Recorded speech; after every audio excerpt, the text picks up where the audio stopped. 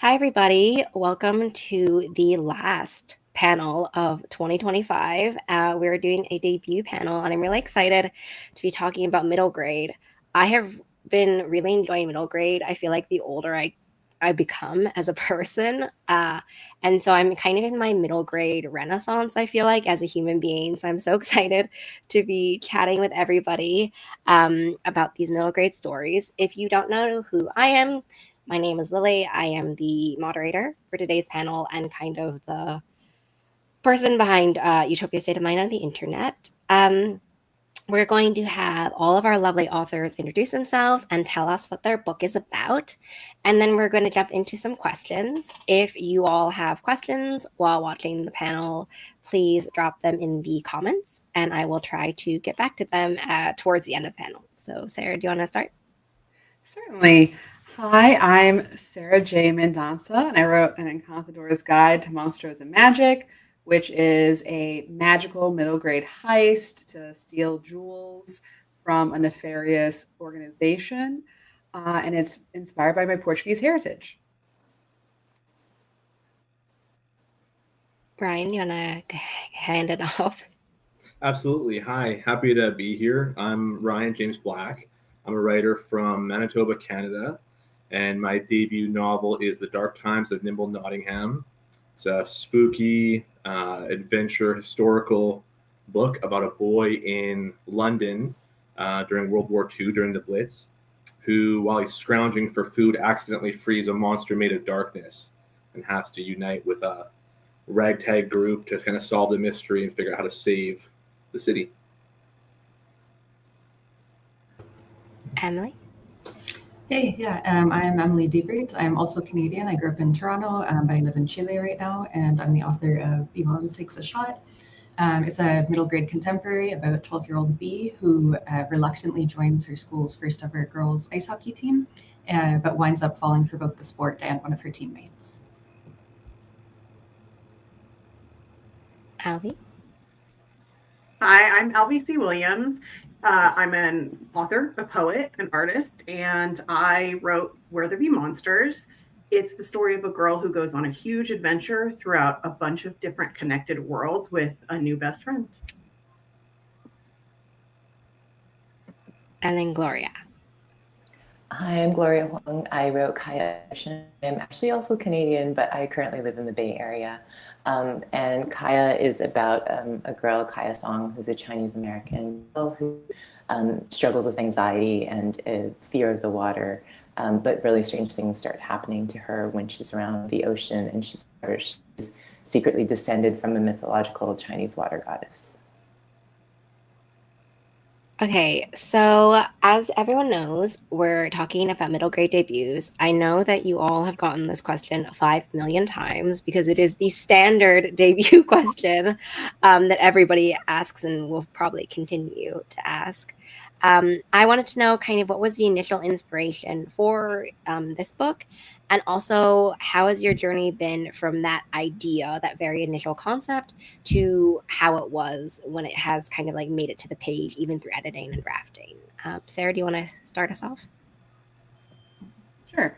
So back so this was my seventh story that I had written, was going to write. And back when I was deciding the initial idea, I started reading Six of Crows, which is a YA heist by Lee Bardugo. And I was so inspired by all of the magic and all of the amazing characters in that. So I thought, I want to write my own heist. So I decided that I was going to write a heist where the lockpick character was going to be the main character because I didn't really see that very often in media. And then at the time, I had just moved to a new city. So I was far away from my family. So I really wanted to reconnect with them. So I decided to put my Portuguese heritage into the story. And, over the time, it was about 5 years of working on this. That core idea I had at the very beginning, I wrote myself like a pitch. It actually stayed fairly similar, even if the magic terms changed or certain things. But that initial one sentence pitch I gave myself, I could almost pitch it now and it would be very similar. So I'm very fortunate with that.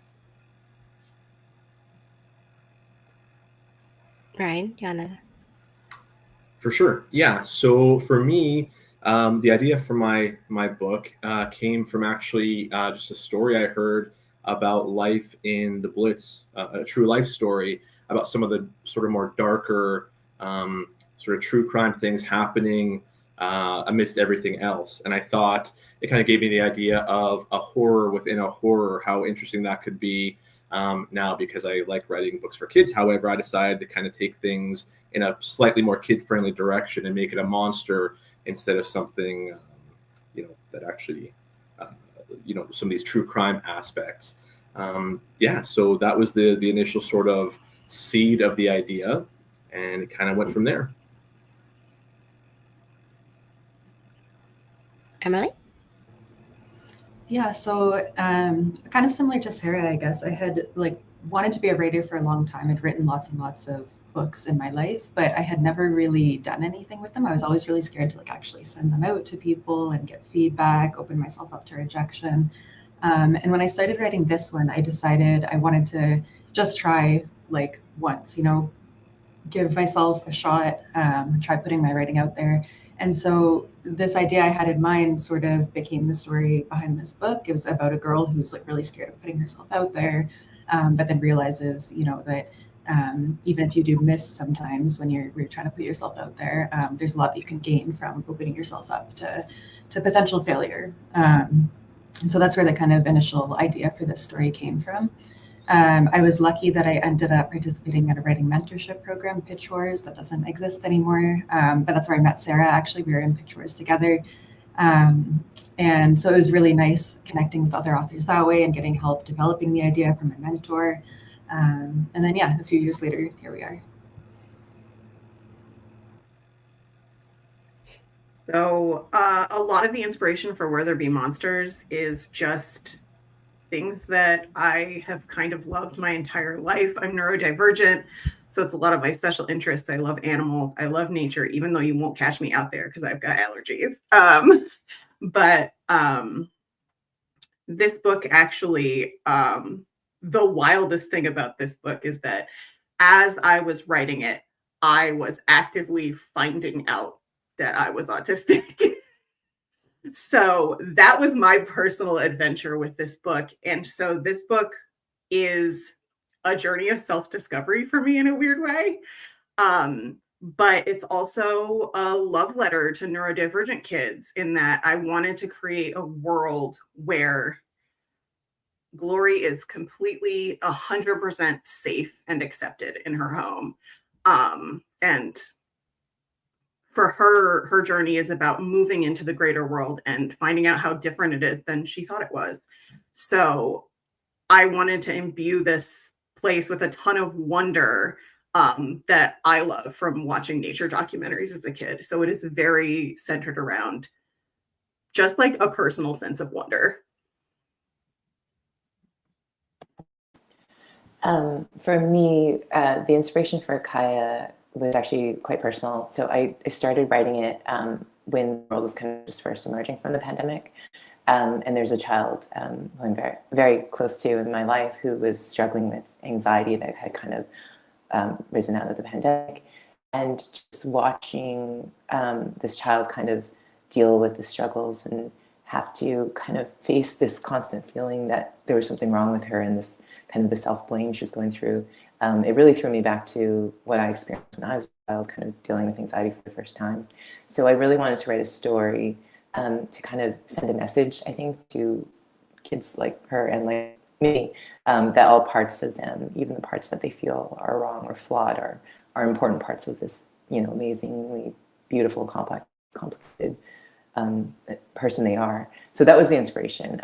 In terms of whether it's changed, I think I stayed quite close to the idea. I would say two things changed. One was that I initially had the relationship between Kyle and Tayo, who's the boy who she has a little crush on. That romance took more center stage at the beginning, and I really downplayed it because I realized that for Kaya, at this point in her life, her two best friends are really the loves of her life, and I felt like it was detracting from that a little. And the other thing that changed was she has a relationship with her mother that I think anyone who grew up with an immigrant Asian mother could probably attest to the fact that they walk the line between loving and strict. And so I had her much stricter, and I had some beta readers who were like, wow, her mom is really cold. And that was horrifying to me because that wasn't what I meant to do. So I had to really soften her character so that her love can shine through. But otherwise I stayed quite close to the inspiration. I want to chat a little bit kind of about middle grade stories that, you know, were impacted you when you were younger, and also kind of in general tying back to why middle grade. Like, why are you drawn to the middle grade audience, to the, you know, conversations in the middle grade space? Ryan, do you want to start? Sure. And just to kind of put it out there, apologize if you hear clomping in the background. I've got a bunch of feral children running about. So so inspiration, middle grade as a kid. You know what, to be funny or funnily enough, I didn't read a ton of middle grade as a little kid. I've read way more middle grade recently than I ever have earlier in my life. As a kid, I read probably a lot of fantasy books. Started with J.R.R. Tolkien. You know, The Hobbit was always a favorite as a kid. But I kind of see some middle grade elements in a story like that. I'm sure, you know, you can find all kinds of elements in that story. But and then I read a lot of books that probably I shouldn't have been, a lot of scarier books that I kind of found here and there. So, you know, I know middle grade obviously has existed for a very long time, but yeah, it was something that I came into a lot later. And to speak to the second part of your question, why middle grade? I think that's just where my voice goes. I mean, I think that you know, I've tried writing other things, but for me, it just feels like the truest voice. And I also feel like middle grade is just the most fun. I feel like you know, the sky's the limit, right? The only, you know, you don't have to worry as much about maybe following the rules. You can kind of, you know, for me, it's all about magic and monsters and mayhem, right? So middle grade just gives me that freedom that I enjoy. Emily? Yeah, so it's tough to pick just one that had an impact on me when I was a kid. I was reading all the time. I read a lot of fantasy too, like Ryan. But I think also similarly to Ryan, I was kind of inspired by, and similar to you actually, Lily, what you were saying at the start, I was inspired by like returning to middle grade as an adult and just seeing how different the books are today compared to what was available when I was a kid. There's a lot more, you know, diverse voices available in middle grade books now than I think when I was younger. So I was really inspired by that. For me, what draws me to middle grade, I think, is, you know, personally, it was a time in my life when I had a lot of challenges going on, similar to, I'm sure, all tween kids. And I think it's a really exciting time in life when you're starting to gain a bit more freedom and independence for the first time. So I was interested in exploring that, and also exploring, you know, how middle grade kind of allows you to address serious topics, but with, you know, humor and heart, and kind of give kids a guide to get through difficult times in their lives.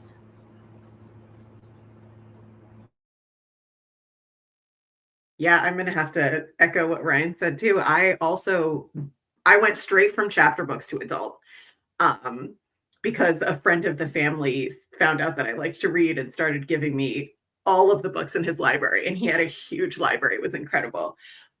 So I do credit him for getting me into books and writing, like in a lot of ways. Obviously, my parents were also very huge focal points for that. But yeah, as an adult, I started reading middle grade because my wonderful friend Jazz Taylor wrote the cutest contemporary middle grade. It's called Meow or Never, and it's about a girl with pretty severe anxiety who starts coming out of her shell when she meets a stray cat. And reading it, I was so struck by how those difficult subjects like severe anxiety. I suffered from pretty severe depression when I was in middle school. So being able to tackle those difficult things, but also being able to bring a spark of joy into the life of a kid who might be really, really struggling, is like really what keeps me going, because it was books that like kept me going in some like very hard times. Like while my family was moving around a lot, I was struggling making friends. So I really feel like for a lot of kids, the characters in a book and even the magic in a book especially fantasy books, are can be like your friends, and they can be so comforting even if they don't deal with difficult topics. And that's just something I take like really seriously and hold in my heart whenever I'm writing a middle grade book. Yeah, I think for me, middle grade was very much kind of my gateway into my love of reading. Like I really dove in to middle grade books, and I think there are three that even now I still remember as being really impactful. One was The True Confessions of Charlotte Doyle by Avi, and it featured a girl as a main character in the adventure, which, not to age myself, was not super common at the time. So that was really exciting. Tuck Everlasting by Natalie Babbitt, which was, an amazing reality, especially from a child's perspective. And then Homecoming by Cynthia Voigt, which was just kind of like an adventure story with siblings. And those still, like, I reread them now recently, and I still think they're great. I think for me, reading was both kind of being able to jump into these imaginary worlds, but also growing up in Canada, the area I grew up in was not super diverse. So I think I was kind of like looking for a place to belong and looking at these books. So I did also want to call out The Babysitters Club, which was, I think, has been redone now as a graphic novel. And there's a character, Claudia Kishi, who was just groundbreaking, I think, for Asian American or Asian Canadian girls at the time. She was just so cool and popular and artistic, and she was bad at math, and she like shattered all these Asian stereotypes that previously existed. And it really opened my eyes to what representation could do, and how you could make people feel included who didn't themselves in their real world and be able to see versions of themselves in literature. So I think I'll always thank middle grade for things like that. For my answer, I think it's a little bit of a mix of everyone. The book I want to bring up is called Deltora. So this is all 7 books in the series. They're almost like chapter book length, but this was my first introduction into the fantasy realm. They have these like visual puzzles in the book. So it was the first time I ever saw puzzles. And this is what inspired me putting, there's like a burned message in the book, in Contadora. And like, you can't see certain words, and they're like covered in water stains and like burned out. It was inspired by this book because I just found that the visual puzzles so interesting. The reason why I write middle grade is because I just write for the like awkward misfit that I used to be. I was that super reader kid who was reading on the playground. I was always under the tree reading books all the time. So I just love to write for the awkward kids, the misfit kids, and the kids who don't feel like they fit in. And I want them to feel seen in the books that I write. So I'm going to ask a few questions that are going to delve a little bit deeper into specific books. And I think the first one I'm going to start off with is B, and sports, ice hockey, I guess, in particular, but sports in general. Kind of a mystery to me, but I wanted to know, what did you learn about ice hockey while writing? Also, kind of what drew you to ice hockey in general, and I guess was it ever a different sport than ice hockey? And what do you think that ice hockey as a sport itself offers to your book, like that other sports don't offer? Yeah, so I definitely don't consider myself very sporty. So it was an experience writing this book. It was always ice hockey because a lot of this was inspired, not based on, but inspired by my experiences in high school. I joined my school's girls ice hockey team despite having never played hockey before. I didn't really know how to skate very well. I only joined because there were a lot of friends of mine who wanted to form a team, similar to what happens in the book. And they didn't have enough girls who wanted to join the team. And so they were kind of desperate to get more people, and they were friends of mine. And so I really wanted to help them out. And so that, along with a bit of peer pressure, convinced me to join the team. And I was like very, very self-conscious growing up, very scared of embarrassing myself, failing, not being good at things. And so that was a very different experience for me, like joining a sport that I had really never played before. I didn't know how to stop on ice skates. And I was very bad at it, and I remain very bad at it. But it was one of the first times when like I did something, I wasn't good at it. I didn't really become good at it, but I actually had a lot of fun doing it. Our team was like the worst in the league in Toronto, I'm pretty sure. But we always really enjoyed our games. We were just happy that we got to play, especially the girls who had been the ones to kind of form the team in the beginning. They just really wanted to play. And so even though most of our team was beginners, we didn't know how to play very well. It was a lot of fun being able to play together, despite losing a lot of the time. And so that was a real learning experience for me, someone who was very much like a perfectionist growing up and didn't like losing or not doing well at things, to go through being on this team, which I was on for a few years, and losing most of our games, but still having a good time at it.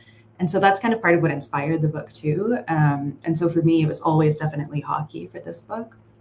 Even though I did play hockey after I joined that team growing up, and then I kept playing a bit into adulthood. There's still a lot I had to learn about hockey, mostly about the world of professional women's ice hockey, which was really interesting and exciting to learn about. And it's something that there have been a lot of changes in over the past few years. And so it was cool kind of following the changes in the world of professional women's ice hockey while writing this book. And yeah, so it was never a different sport. I never considered it a different sport, but in writing this, I realized how fun it is to write sports books. Like I didn't really think that was something I would ever be into. I definitely didn't read sports focused books as a kid, but it was a lot of fun. There's lots that you can do with like the team dynamics and the sport. And so maybe I'd like to write a sports book again in the future. We'll see. I had a throwaway line in this book about curling, and now I kind of want to write a curling book in the future. So maybe. And yeah, your last question, what does ice hockey offer for this book? I think something about hockey is, it's inevitable that you're going to fall down. You're on ice, you're just sliding around. It's just really part of the sport. But for someone who is very self-conscious and kind of scared of embarrassing herself, like B is and like I was growing up, that's kind of scary at first. It's hard to like wrap your head around being okay with falling down in front of everyone. But it is just part of the sport, and you kind of learn that as you go along. And so I think that's why hockey really worked for this story about someone kind of learning to embrace embarrassment, embrace potential failure, all of that. Yeah, I also think that that's kind of also maybe emblematic of also a lot of middle grade stories too, in the way that they're kind of trying new things, and the fear of failing and the fear of kind of what that means for you as a person, I think is really real in that genre as well. So Where There Be Monsters is actually book 1 in the series. And I'd love to know kind of how has it been to experience, the release of book 1 in terms of thinking about either the release of book 2 or drafting of book 2, all of that kind of sort of getting ready for that endeavor. And then also, how much of, book 2 while even drafting book 1, and maybe insights you have from the release of book 1 that you kind of are thinking about for book 2. So I had like a one line of like what the next book was going to be when I got the book deal on Where There Be Monsters. So there was not much there. But part of the beauty of Where There Be Monsters is that I have created this huge world and named all these places and come up with all these concepts that I didn't touch at all, because there just wasn't space in Where There Be Monsters. And it was really nice because it means that Where There Be Monsters feels pretty like fleshed out, hopefully. But it meant that there were a bunch of really cool things in book 1 that I wanted to return to. And so I wrote a little list of stuff that I wanted to go in book 2, Where There Be Spies. And so I got to revisit those. And I think this is probably a jinx. So everyone like cross your fingers while I say this. I kind of did book 2 on easy mode because I had already finished drafting book 2 before book 1 came out. So, so my agent was like, you are so lucky that you don't have any reviews coming in, like infecting your brain with doubt while you're writing book 2. So I really, really appreciated that my timeline allowed that to happen. But I also have already written a sequel because I do self-publish adult books. So, in 2023, I self-published a novella. And so in 2024, before this book came out, I self-published book 2 on that. And so I had kind of already gone through the what if it's not as good? What if everybody hates it? So that had already happened to me. Obviously on a much smaller scale, because way fewer people have read those books than have read Where There Be Monsters. But I definitely feel like the experience of debuting was really, really difficult for me. And I now have a bunch of coping mechanisms lined up for when book 2 comes out. So like, since I know how it feels to have a book out, I can prepare myself emotionally for what that feels like. But also, I think Where There Be Spies is better than Where There Be Monsters. So I'm really hoping that people like it more, because I think that I simply think I got better at writing in between, because I wrote like 5 or 6 books in between. So I put in a lot more practice. So hopefully everybody agrees that Where There Be Spies actually a better book than Where There Be Monsters. So I'm super, super excited for it to come out for people to read it. Yeah, I think that's super valid as well, right? Like, I guess when in the lifeline or the lifetime of a series, right, you do get a lot better. You gain more insights into your writing style and what works for you and what doesn't. So that's why I was asking, because I think it's interesting that books are kind of such a product of a specific moment, you know, a specific time, a specific moment in your life and your career. And then you have all this lead up, you have all of this time behind them that readers and stuff, they don't know about until they kind of just read it. And when in reality, all these ideas and all these things have been percolating for so much longer than even sort of the time it takes to read the pages.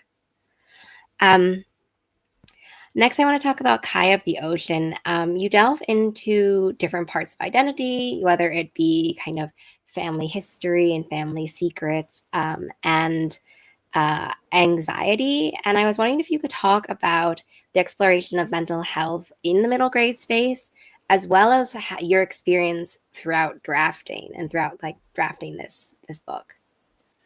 Yeah, no, that's a great question. So for me, as I mentioned, it was just, struggle with mental health, or specifically anxiety, was really one of the inspirations for the book. And because there was this child close to me experiencing it, and because I had experienced kind of anxiety and OCD at a similar age, I had a lot to draw on. But I definitely took the responsibility of portraying mental health in a middle grade book very seriously. Like I was very aware that on the one hand, I really aimed to present it as authentically and accurately as possible, so that other children could maybe derive comfort, maybe like see themselves reflected, understand that they weren't alone, understand that there were these kind of other kids going through it, and there were these other people that were there to support them. But I was really, really wary about accidentally presenting it as the experience rather than a experience. I wanted to leave room for the fact that, like, the way that I experienced it and the way this child close to me experienced it and the way Kai experiences it isn't how everyone experiences it. So I didn't want to accidentally create a situation where they would actually feel more excluded than included in this portrayal. So I thought a lot about that while drafting. And so there was a lot of kind of introspection and reading and rereading and, kind of getting people to me, people who had experience in kind of mental health and maybe, psychiatrists and that sort of thing, weigh in on, like, is this a sensitive portrayal?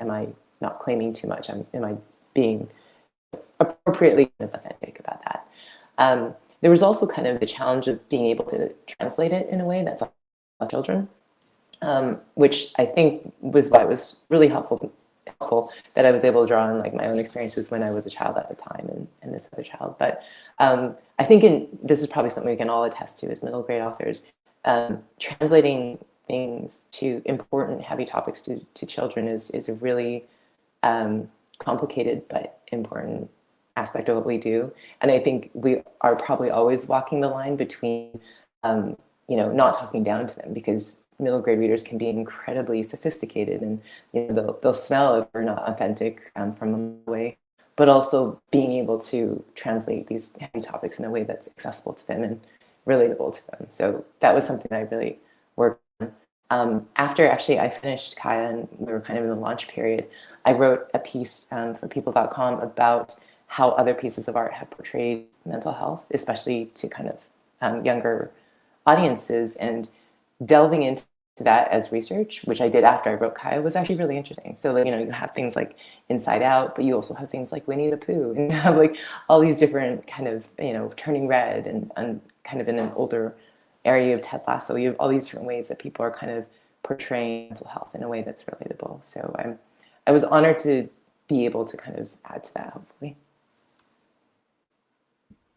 Yeah, I think that often, obviously, books become conversation starters, but I think as well for middle grade books you're approaching a situation in which it could also be the very first conversation starter, whatever the topic be, whether it be history or experiences or identity and stuff. So I feel like kind of what you were talking about, right? Everyone is walking this line between not also knowing if this is like the first time a person is experiencing any of those kinds of things, and having to find a space where they can sort of feel safe and also explore whatever comes next in the book.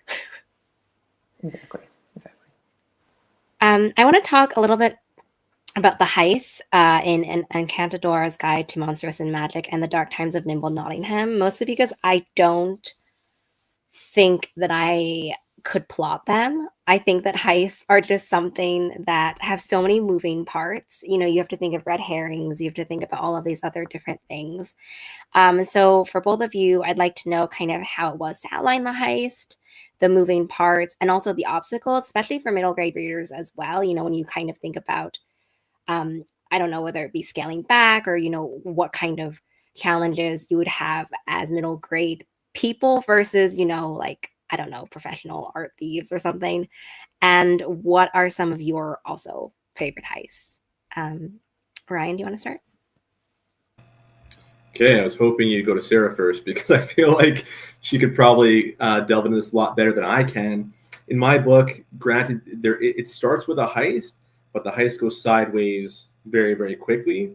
So what begins as my main character, Nim, his plan is to essentially break into what's believed to be a haunted house, and because he's looking for something to sell for food.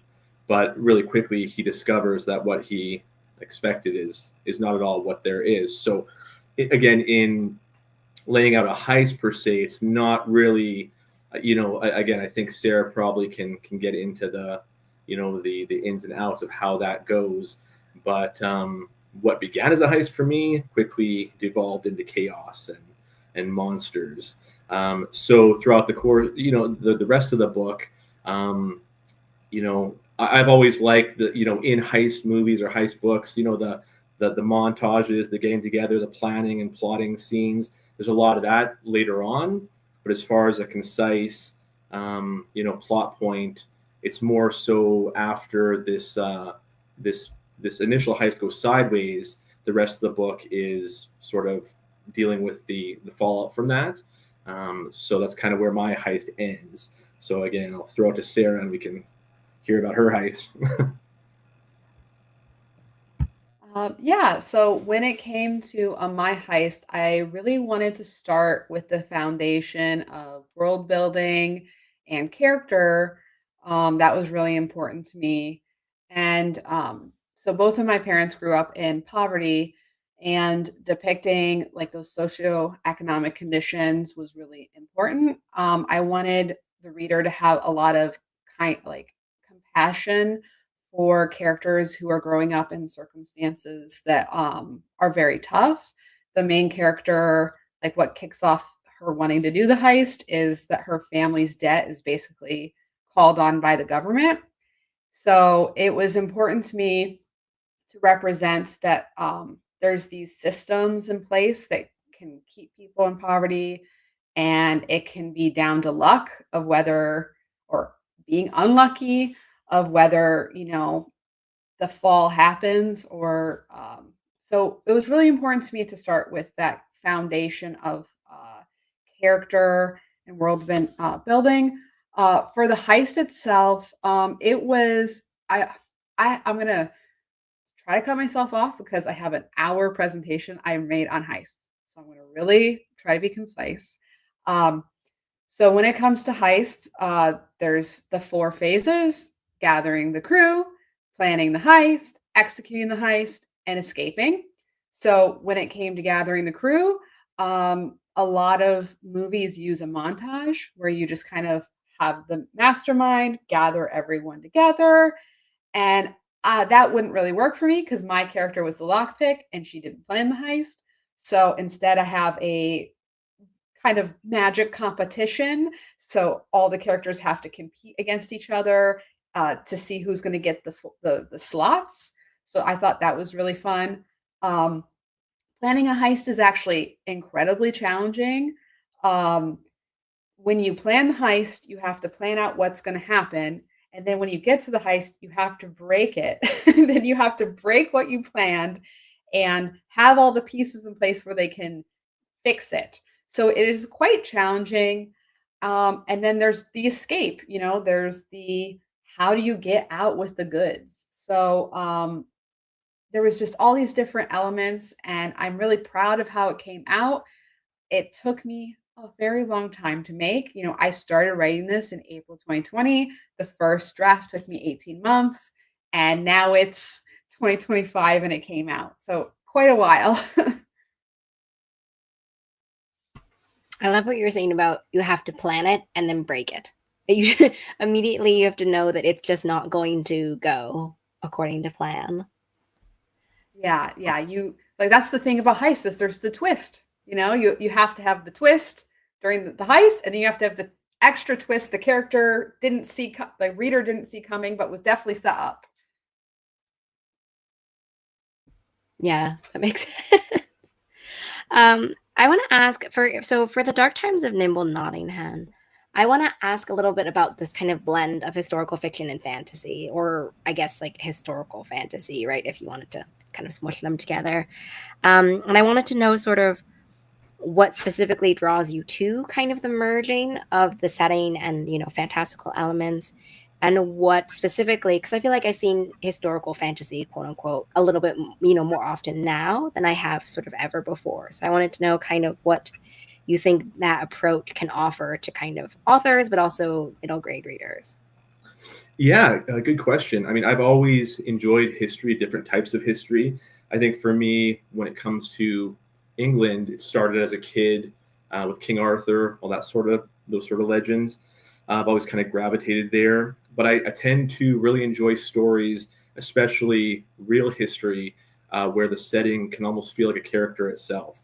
So for me, in my book, London During the Blitz, the idea of a city where during the day things are sort of business as usual for the most part, and at night things completely change, blacked out, with constant threats. That almost felt like a fantastical setting to me, and that's what drew me in there. I felt like it was a very rich setting for a story, and for me, though, again, I wanted to take it up a notch. So why not introduce monsters on top of everything else? So, but again, I tend to, I think that might be kind of my wheelhouse moving forward. Is that I'll hear a story, or I'll read something about a certain point in history, and just think, well, that's amazing as it is. Now, why not kind of take it up a notch and add something to it?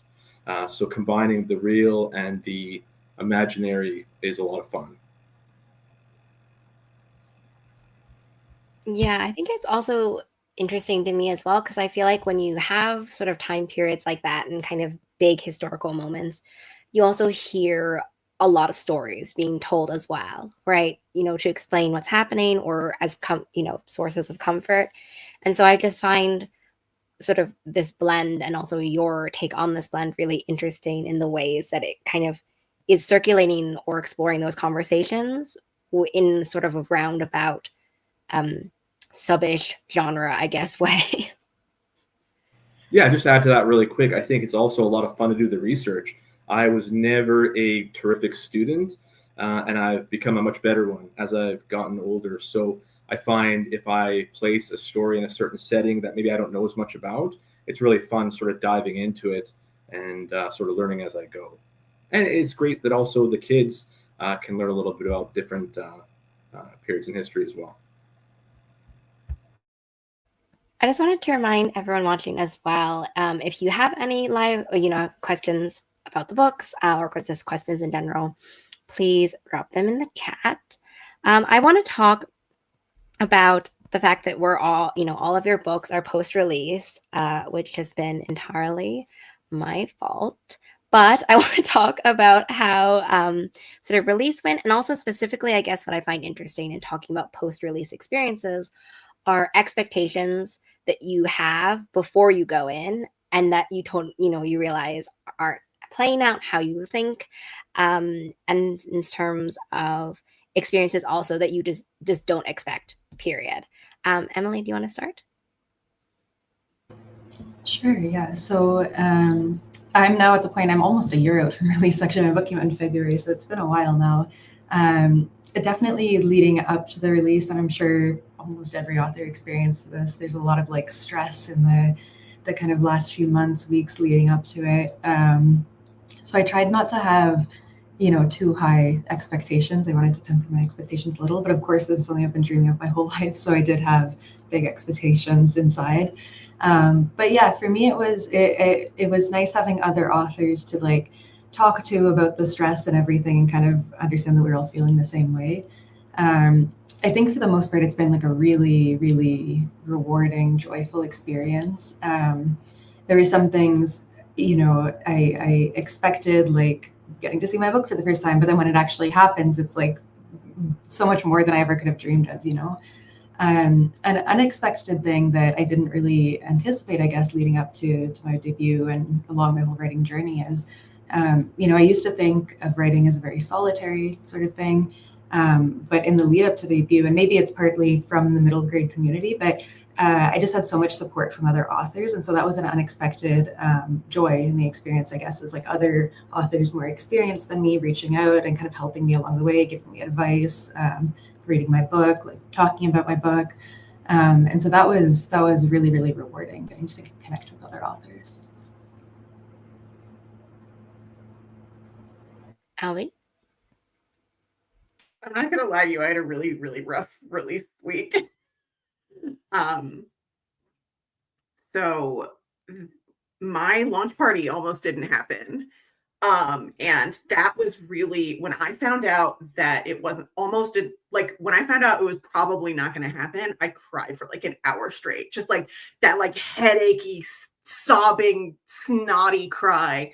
And luckily we did make it happen, and Sarah was there. So it was really, really special because I got to meet some of my writing friends in person for the first time. So it actually ended up being like the coolest thing. And I got to make a new friend who I did a little in conversation with. So that was really nice. But it also happened that I was going to see my mom for the first time in like a year.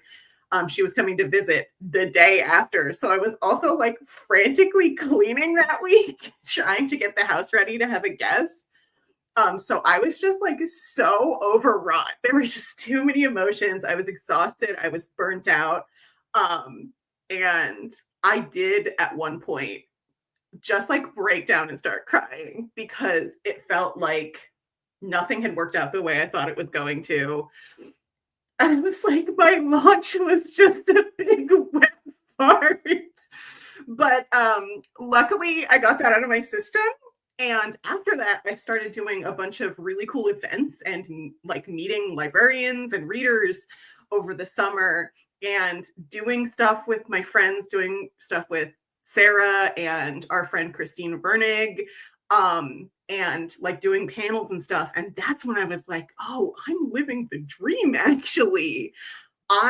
Panels and events are my favorite part other than the actual writing of being an author. And so over the past several months, I have been riding high. So it seems like there is always kind of an extreme low, like the week or like month after your book comes out. But like I said earlier, I'm just really glad to have gone through that so that I can understand what I need to do for myself to actually have a really fun and good time next time.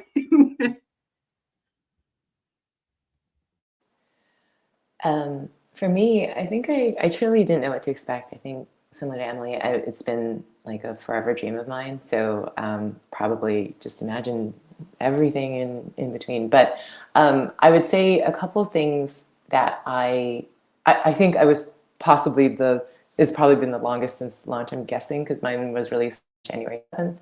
But I would say that a couple of things that were surprising to me. One was, I didn't think it through, but it makes sense. But a lot of, for me at least, a lot of like the work in terms of like articles and interviews and that sort of thing were done before launch date, which I hadn't thought through, but it makes sense because they want to be ready to kind of like release it and have it go live when it launches. But I wasn't anticipating that. I thought it would be after for some reason. And then so we did have kind of like a launch party at a bookstore, and I also made kind of a new friend, the person who was in conversation with me, and it was a really lovely experience. And then it felt like it was quiet on and off for a while. But I would say that another thing that surprised me was how much I enjoy school visits. For middle grade authors, this is really important. But I was initially really scared because kids can be really honest, and sometimes I was not sure I was ready to face that. But I would say that every school visit I've had, the kids have just been so great. They've been so curious and thoughtful, and they have such insightful questions. And I've really grown to kind of love school visits, which I was not anticipating. But I also was surprised at how much I love speaking at conferences. I went to the Winter Institute and the Bay Area Book Festival. And on panels like this one, I kind of agree that that's like, second to writing, just the best thing about being an author is just being able to do events like that. So thank you, by the way.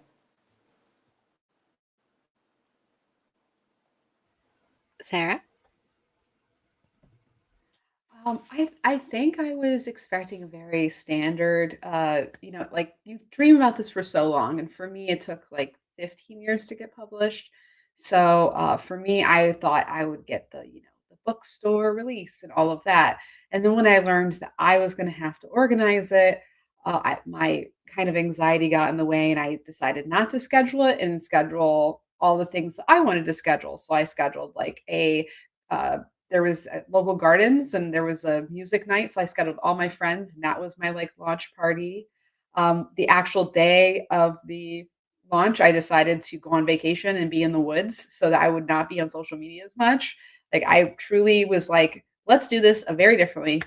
But a lot of the unexpected things were things I never knew about, things I didn't weren't on my radar at all. So I ended up getting 2-starred reviews, which was completely shocking to me. And then I also was picked for the Indies Introduce. So I got to be flown to the American Booksellers Association conference in the summer and get to speak with hundreds of booksellers and speak in front of 300 people. And I thought I was going to be a nervous mess all day. And I ended up loving it. It was a 12-hour day of just talking about books, which is like the dream. I could do that every day. So nothing that I actually expected to happen happened, and all these things that making incredible friends, all of like, none of the social media mattered. Like none of that mattered. Making friends mattered. Like getting to hang out with Albie in person. We only live 45 minutes apart, but we never would have met if it wasn't for these books.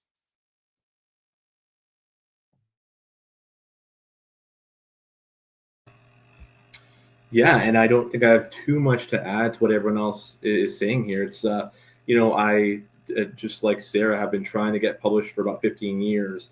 Writing books and dealing with rejection, and it's been quite the journey. So you kind of have an idea in your mind of what it'll be like, and so I told myself all along, temper expectations, just sort of be in the moment and realize what you've accomplished, right? Some things are going to be outside my control and some things I can control. So I try to worry about what I can. But I think Emily touched on it earlier, how writing for me was always a solitary thing. It's something that I did because I am a more solitary person. So in the process, all these different visits and panels, etc., have been a blast, but I continuously push myself out of that comfort zone and try to put my extrovert hat on that doesn't really exist, try to find it and smush it on my head. I was lucky enough to just come back from NCTE in Denver and meeting so many people in in person has just been incredible. And I think that, I think middle grade people are the best. It's just constant support. There doesn't feel like there's any competition. Everyone, the rising tide lifts all boats, right? So it's just been great, and just trying to kind of slow down and enjoy having a book in stores, and really appreciating how amazing that is. Yeah, we do panels here, for debuts, kind of across the whole age categories and age spectrums, and so that's why I thought it was interesting as well to ask you all, specifically how your experiences have been with middle grade too, because it changes depending on what authors are expected to do, as Gloria mentioned, like school visits. Adult authors are not necessarily doing school visits as well. So just the things that are different, and different expectations that you all may have and have had based on what we all think of as an author experience, and then what happens when it actually kind of comes down to it. Since we're at the end of the year, my next question is going to be, what are some of your favorite middle grade reads of this year? I'm sorry about the question. I know that every time anyone asks you, like, what are your favorite books? What are the favorite books you read? Immediately, obviously, every book, you've ever read has gone out of your mind. Albie, do you want to start though? Oh, I think you're muted. Sorry, I'm muted. So a few of us are in a middle grade debut group together called Middle Grade Escapades.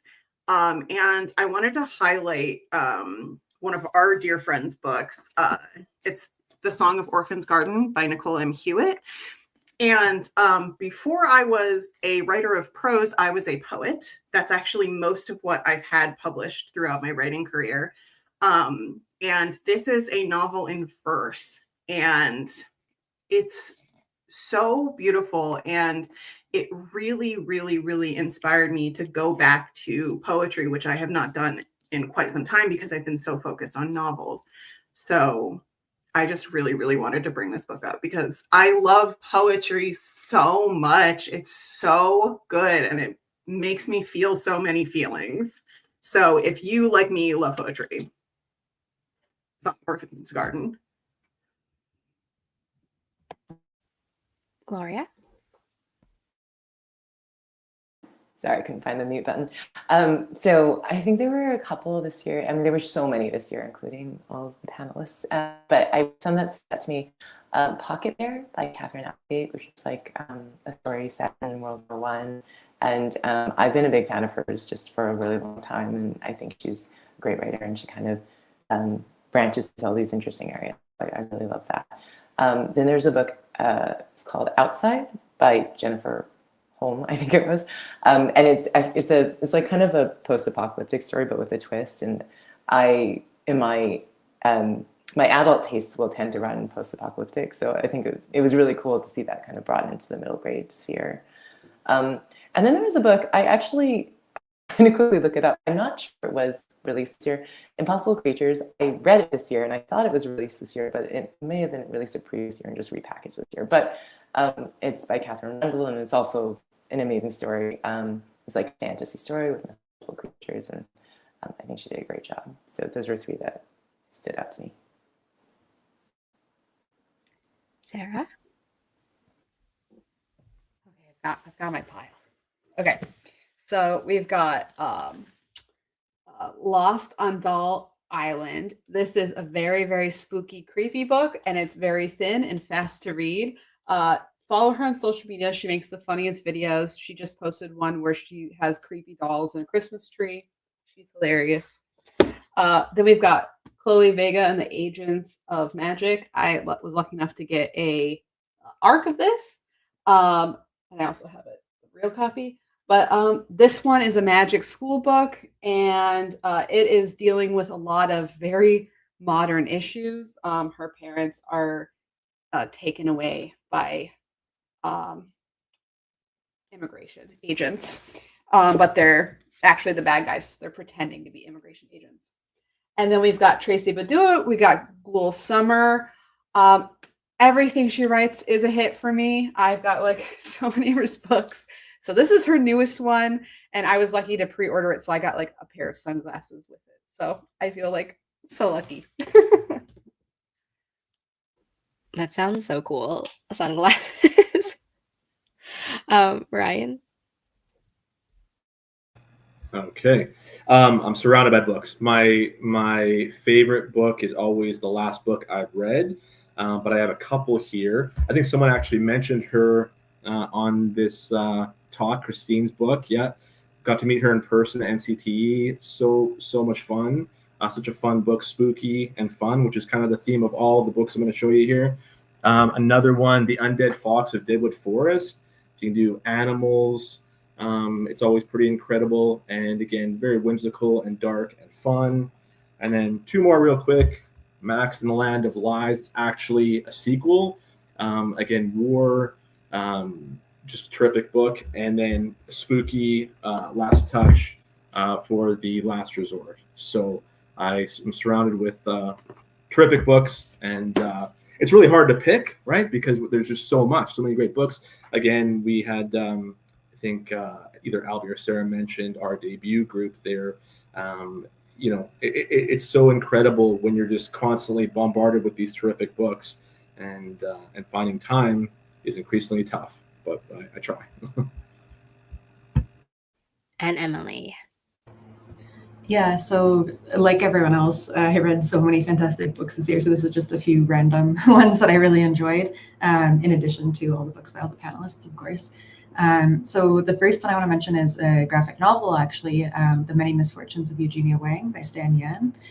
It's spooky and funny. Stan has a really unique art style, and he did really cool things with color in this graphic novel. So, Sarah's maybe got it there, which is good. I'm not in my normal office, so I have no books, but Sarah can show you. So the color palettes, I think, are just so cool.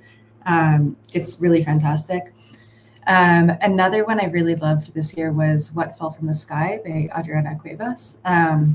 Talking about like history blending with other things. So this is like kind of a historical science fiction. And I, in my day job, work in astronomy. And this book has like a focus on aliens and astronomy and outer space. So it really spoke to me. It's about kind of a little known historical event that happened. And then another one that just came to mind when Sarah was talking about the glasses is Mystery James Digs Her Own Grave by Ali Russell. That one, it's another spooky book, but I met her at a conference, and one of her pre-order giveaway things was a little rubber worm, because the book takes place like in a graveyard. And so she gave me a little worm. So I think that's one of the funniest like pre-order gifts I've ever gotten. Yeah, I think it's interesting, the pre-order gifts, also for middle grade too, right? Because it's an interesting like age group, in order for, when you think about pre-order gifts and stuff, like it's an interesting group, considering like who's buying books and also then who's reading books. I feel like I don't think this was actually this year, released this year, but I really liked the Cookie Crumbles, I think.